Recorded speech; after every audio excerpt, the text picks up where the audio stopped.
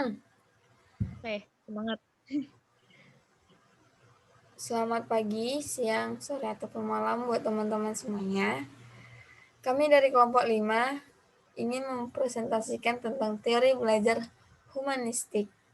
Saya Elida Oktavia Panjaitan dengan NIM 20151515016 dan teman saya Yuli Charni dengan NIM 20151515020.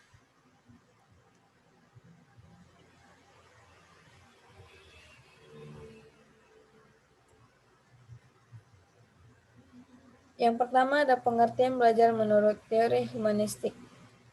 Selain teori belajar behavioristik dan teori kognitif, teori belajar humanistik juga penting untuk dipahami. Menurut teori humanistik, proses belajar harus dimulai dan ditunjukkan untuk kepentingan memanusiakan manusia itu sendiri. Oleh sebab itu, teori belajar humanistik sifatnya lebih abstrak dan lebih mendekati bidang kajian filsafat, teori kepribadian, dan psikoterapi daripada bidang kajian psikologi belajar. Teori humanistik sangat mementingkan isi yang dipelajari daripada proses belajar itu sendiri. Teori belajar ini lebih banyak berbicara tentang konsep-konsep pendidikan untuk membentuk manusia yang dicita-citakan, serta tentang proses belajar dalam bentuknya yang paling ideal.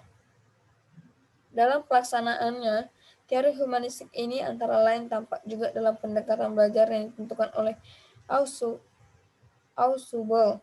Pandangannya tentang belajar bermakna atau meaningful learning yang juga tergolong dalam aliran kognitif ini, mengatakan bahwa belajar merupakan asimilasi bermakna. Materi yang dipelajari diasimilasikan dan dihubungkan dengan pengetahuan yang telah dimiliki sebelumnya. Faktor motivasi dan pengalaman emosional sangat penting dalam peristiwa belajar, sebab tanpa motivasi dan keinginan dari pihak si belajar, maka tidak akan terjadi asimilasi pengetahuan baru ke dalam struktur kognitif yang telah dimilikinya. Teori humanistik berpendapat bahwa teori belajar apapun dapat dimanfaatkan asal tujuannya untuk memanusiakan manusia yang menjadi aktualisasi diri, pemahaman diri, serta realisasi diri yang belajar secara optimal.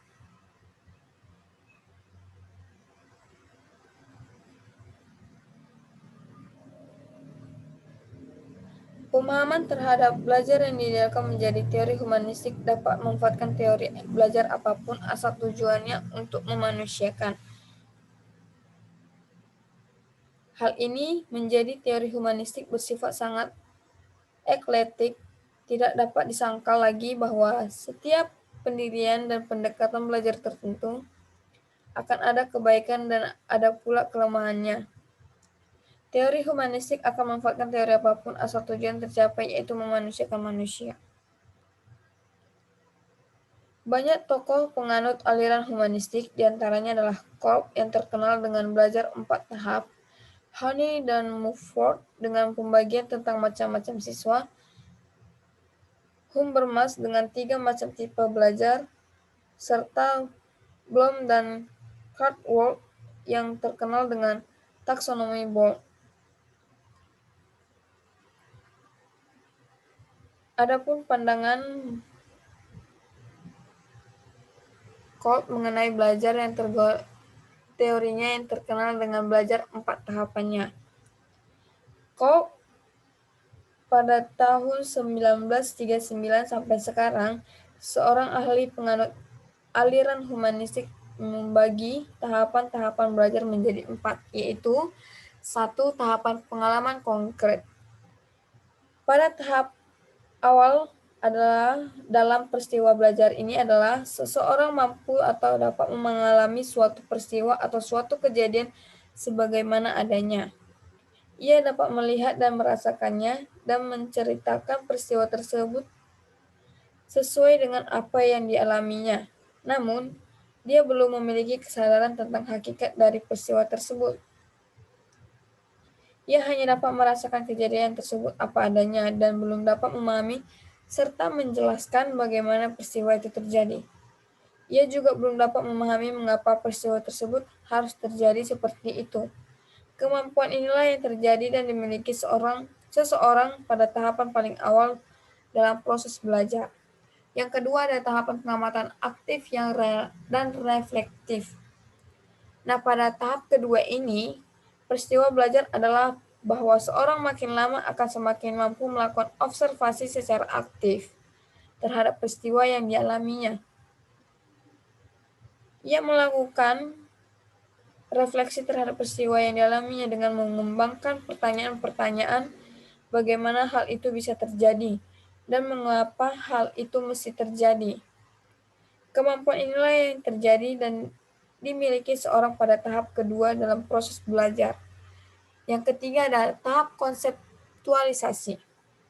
Pada tahap ketiga ini adalah peristiwa belajar, seorang sudah mulai berupaya untuk membuat abstraksi, mengembangkan suatu teori, konsep, atau hukum dan prosedur tentang suatu yang terjadi objek perhatiannya. Walaupun kejadian-kejadian yang diamati tampak berbeda-beda, namun memiliki komponen-komponen yang sama yang dapat dijadikan dasar atau aturan bersama. Yang keempat ada tahap eksperimentasi aktif. Nah, pada tahap terakhir ini, peristiwa belajar menurut Cobb adalah melakukan eksperimentasi secara aktif. Pada tahap ini, seorang sudah mampu mengaplikasikan konsep-konsep, teori-teori aturan-aturan ke dalam situasi nyata, berpikir deduktif. Banyak digunakan untuk mempraktekkan dan menguji teori-teori serta konsep-konsep di lapangan.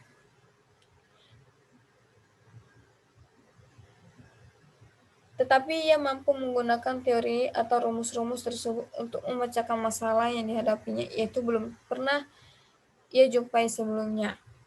Tahap-tahap belajar demikian dilukiskan oleh Cobb sebagai suatu siklus yang berkesinambungan dan berlangsung di luar kesadaran orang yang belajar.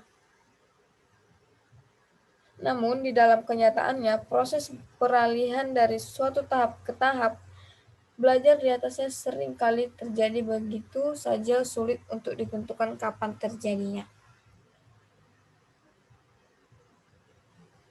Selanjutnya ada pandangan Hani dan Muford terhadap belajar menggolong-golongkan orang yang belajar ke dalam 4 macam atau golongan, yaitu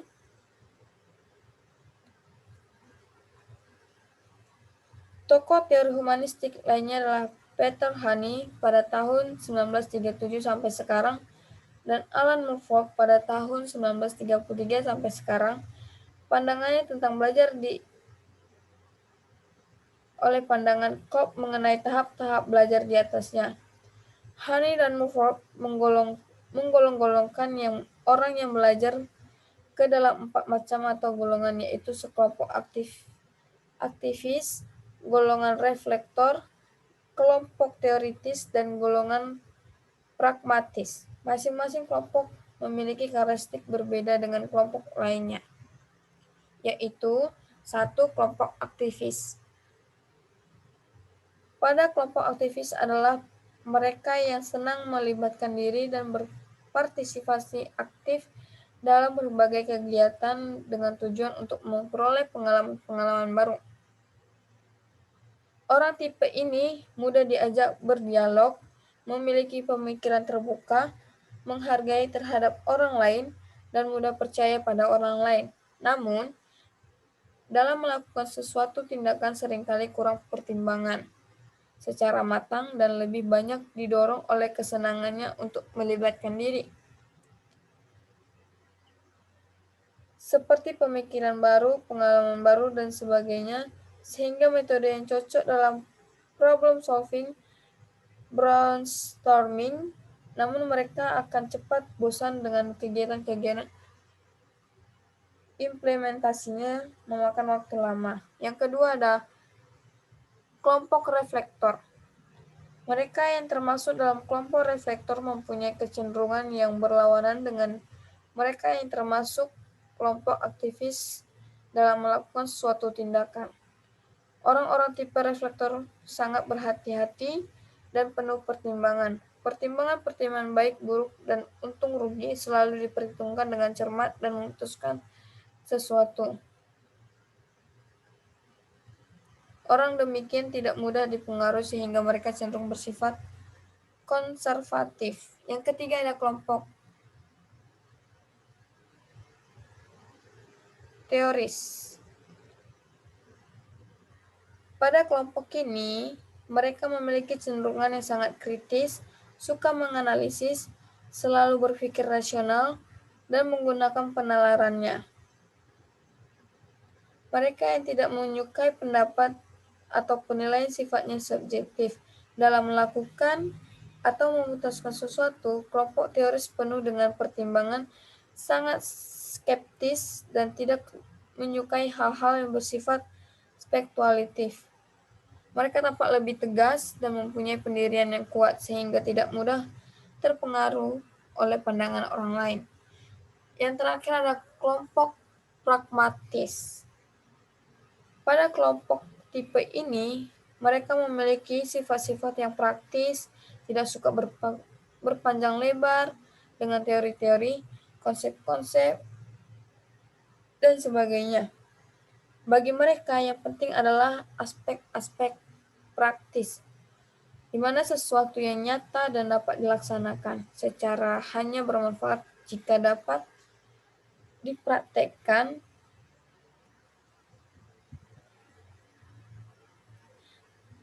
Bagi mereka sesuatu adalah baik dan berguna jika dapat dipraktekkan dan bermanfaat bagi kehidupan manusia.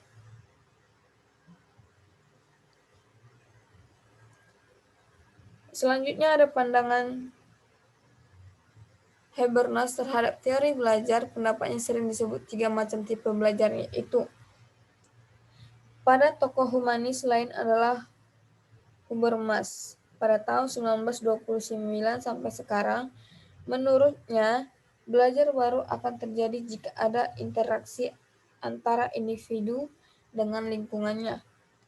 Lingkungan belajar yang dimaksud di sini adalah lingkungan alam atau lingkungan sosial, sebab antara keduanya tidak dapat dipisahkan dengan pandangan demikian. Ia membagi tipe belajar menjadi 3, yaitu 1, ada belajar teknis. Belajar teknis di sini adalah belajar sebagai bagaimana seorang dapat berinteraksi dengan lingkungan alamnya secara benar. Pengetahuan dan keterampilan apa yang dibutuhkan dan perlu dipelajari agar mereka dapat menguasai dan mengelola lingkungan alam sekitar dengan baik. Oleh sebab itu, ilmu-ilmu alam atau sains amat dipentingkan dalam belajar teknis.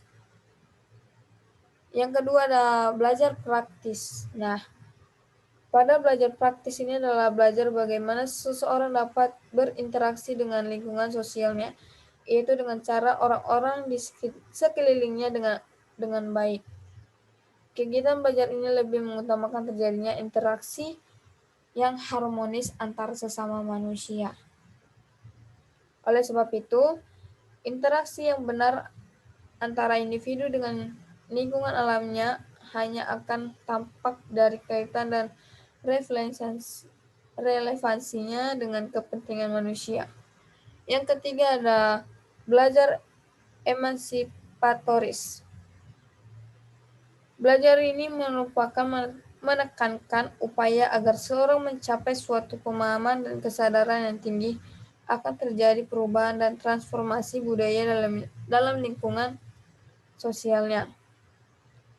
Untuk itu, ilmu yang berhubungan dengan budaya bahasa amat diperlukan. Pemahaman dan kesadaran terhadap transformasi kultural inilah yang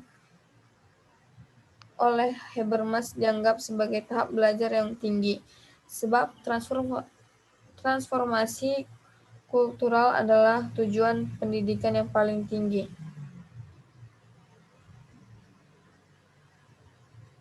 Selanjutnya akan dibacakan oleh teman saya Yuli Carni.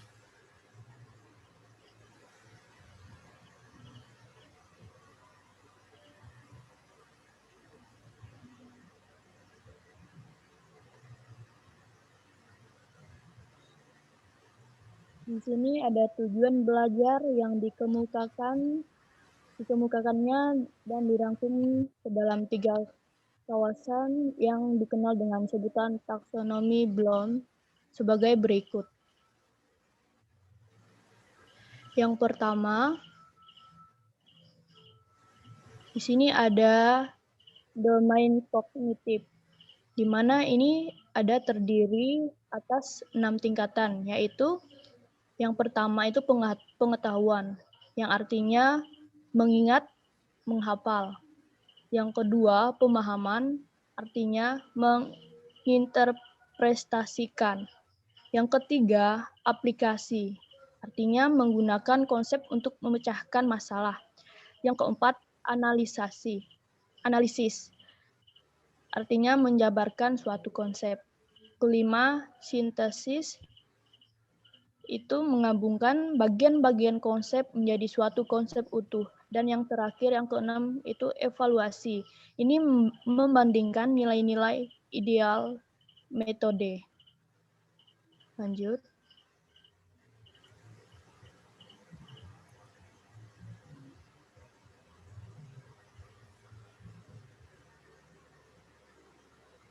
Dan di sini kedua, domain psikomotor. Ini terdiri atas 5 tingkatan, yaitu yang pertama itu peniruan, di mana ini adalah meniru gerakan. Yang kedua, penggunaan, di mana ini contohnya menggunakan konsep untuk melakukan gerak. Yang ketiga, ketepatan, itu melakukan gerak dengan benar. Keempat, perangkaian, ini melakukan beberapa gerakan sekaligus dengan benar. Dan yang terakhir kelima itu naturalisasi, itu melakukan gerak secara wajar. Next.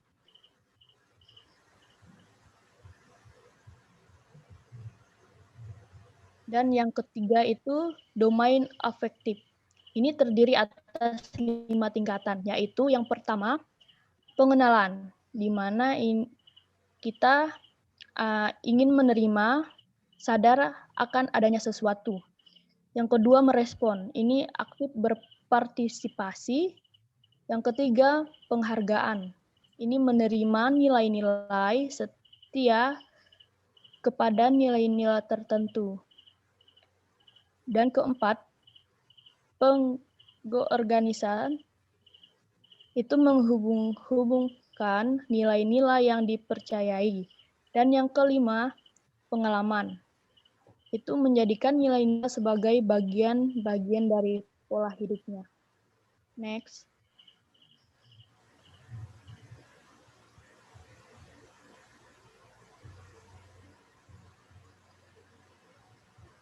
Nah, di sini kita akan melihat implikasi teori humastik pada pembelajaran siswa.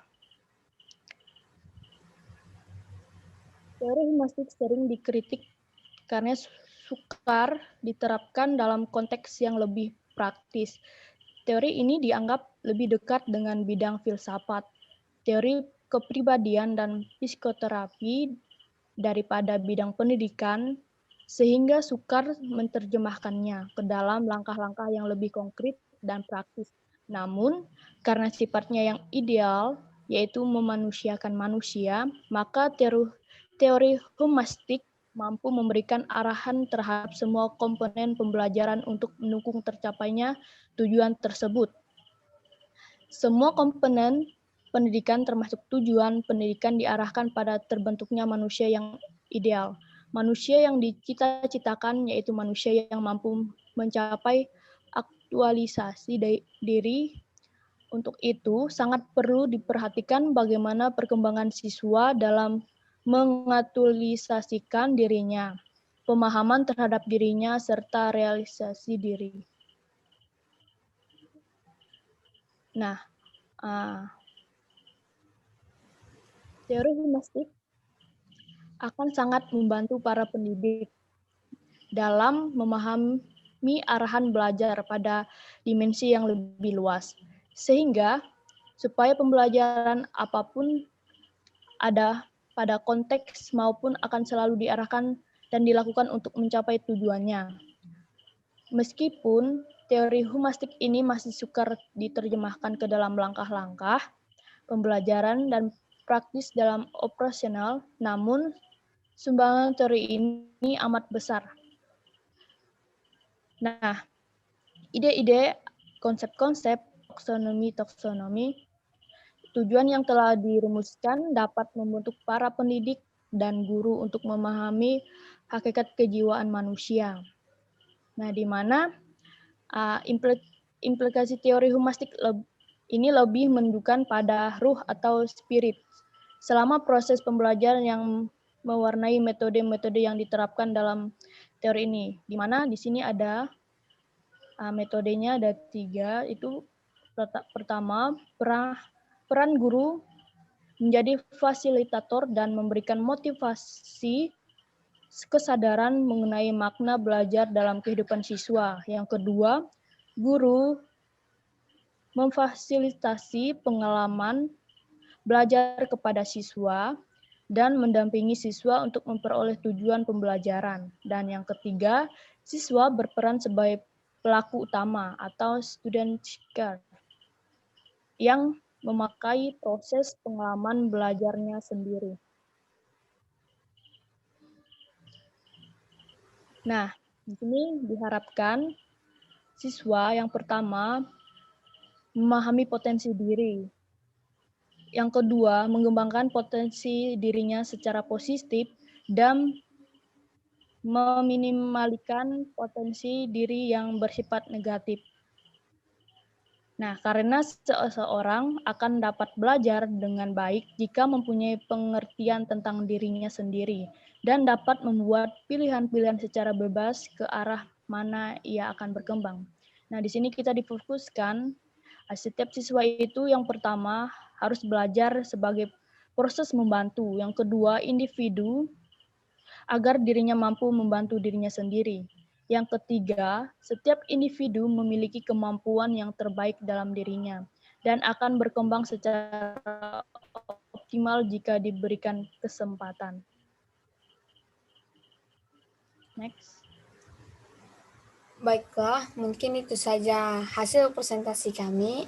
Apabila ada kesalahan ucapan yang kami katakan dalam presentasi, mohon dimaafkan. Sekian dan terima kasih.